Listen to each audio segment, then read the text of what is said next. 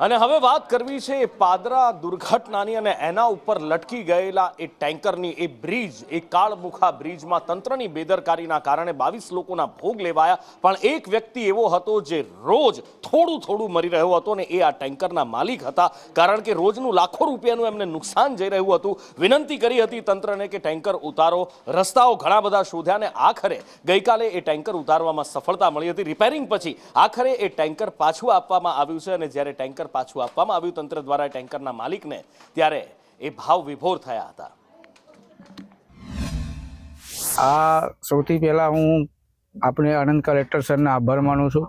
એના મહેનતની એના પહેલાં વિશ્વકર્મા કંપની જેને કામ સોંપી એ બહુ સારી રીતે કામ કરી છે અને મારો ટેન્કર કાઢીને આપે, મને લાગતા નહીં આ ટેન્કર નીકળી શકે છે. મારું ટેન્કર સારી રીતે કાઢીને કોઈ નુકસાન નથી થયું, જે થોડું ઘણું થયું છે એ લોકો કરીને આપે છે. એટલે હું સૌથી પહેલાં એનો આભાર માનું છું અને તંત્રને આભાર માનું છું કે જેના પ્રયાસથી આ બધું થયા છે. અને ખાસ મીડિયા ભાઈને માનું છું કે એ લોકો પ્રયાસ કર્યા એટલે આ તંત્ર